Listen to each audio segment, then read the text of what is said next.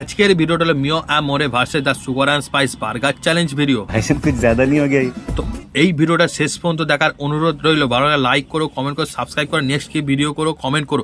তো প্রথমেই চলে গেছিলাম মিও আমোরে কেক শপে, সেখানে এসে একটা নিয়ে নিলাম চিকেন বার্গার। এর দাম নিয়ে 60 টাকা, চিকেন বার্গারটা নিয়ে বেরিয়েছিলাম। এরপরে চলে গেছিলাম the sugar and spice cake শপে, সেখান থেকেও নিয়ে নিলাম একটা চিকেন বার্গার। এরও দাম নিয়েছে 60 টাকা। তো বার্গার দুটোকে নিয়ে আমি চলে এলাম একটা নির্দিষ্ট ফাঁকা জায়গায়। তারপরে প্রথমে আমি মিও আমোরের বার্গারটা ওপেন করে, প্যাকেজিংটা ভালোই ছিল, তো ওপেন করে দেখছি যে 4-5 পিসের মতো চিকেন ছিল। টেস্ট করে দেখলাম মিওনিজ সস আর চিকেনটা সফট থাকার জন্য মিও আমোরের বার্গারটা বেশ ভালো আছে। দাম হিসাবে 60 টাকা, দাম হিসাবে মোটামুটি মিও আমোরের বার্গারটা ঠিক আছে। তো এরপরে সুগার অ্যান্ড স্পাইসের বার্গারটা ওপেন করে, এরও 4-5 পিসের মতো চিকেন ছিল। তো এটা টেস্ট করে দেখলাম এই চিকেনটা প্রচুর পরিমাণ ডিপ ফ্রাই করা, হার্ড হয়ে গেছিলো। 60 টাকা দাম হয়েছে, খুব একটা ভালো নয়, মোটামুটি চলে যাবে।